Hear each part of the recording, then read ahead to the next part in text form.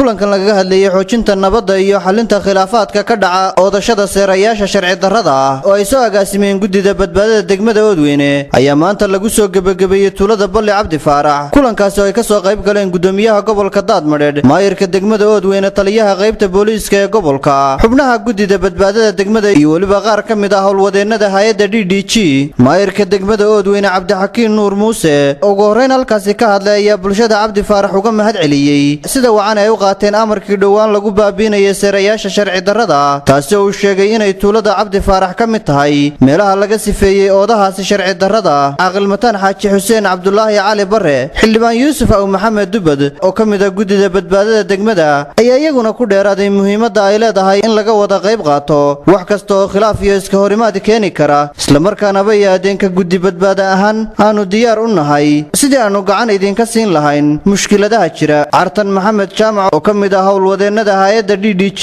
ayaa ka warramay doorka hay'adda DDG iyo sida ay guddida badbaadada degmada uga taageerto dhinaca xalinta khilaafaadka isagoo ka xog warramay mashaariic tiro badan oo ay hay'adda DDG ka fulisay deegaanada gobolka Daadmadheedh taliyaha qaybta booliiska ee gobolka Daadmadheedh ayaa isaguna tilmaamay inay ka booliis ahaan guddida gacan ka siin doonaan howlahan wax lagaga qabanayo seerayaasha sharci darrada qaar ka mid ah odayaasha iyo waxgaradka tuulada Balli Cabdi Faarax ayaa iyaguna ka mahad celiyay seerayaasha laga baabiiyay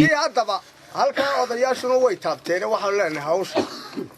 sida aanu qabanay oo yeelano faraa uga qaad waxaan ku rabootiyaa dadka kale xigaalka ee dhulka xidhnaynay iyaguna fura dawladda iyo madaxduna aanay ka waxsan marka dad badan baan nahay deeyaa meesha soo digay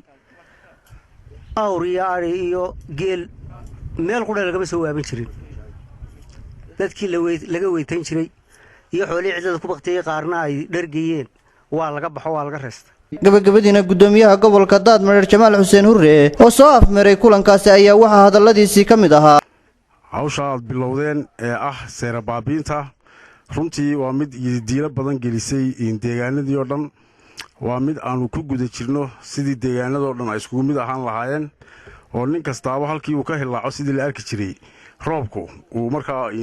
xoolihiisa la tago